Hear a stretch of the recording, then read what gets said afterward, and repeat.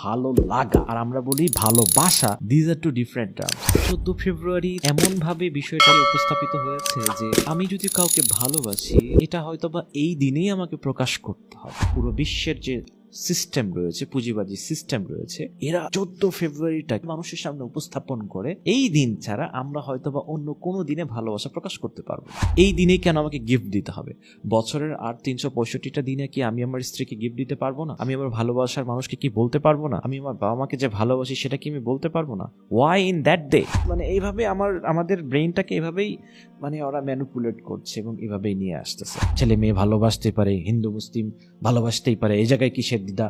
Love has no, ভালোবাসার কোনো ধর্ম নাই। লা হাওলা ওয়ালা কুওয়াতা ইল্লা বিল্লাহ, এরকম সিনেমার ডায়লগ কিন্তু আমরা ছোটবেলা থেকে শুনতাম। ভালোবাসার কোনো ধর্ম নাই।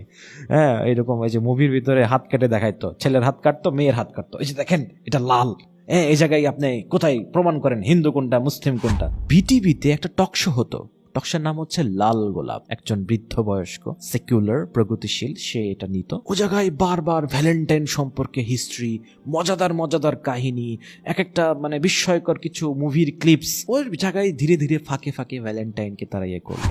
দ্বিতীয়ত পেপার পত্রিকা, এই পেপারগুলোর কলাম, এই পেপারগুলোর হেডলাইন, এই বিষয়গুলোর মাধ্যমে ভ্যালেন্টাইনকে, অশ্লীলতাকে ধীরে ধীরে এই ভূখণ্ডে তারা একদম ছড়িয়ে দিয়ে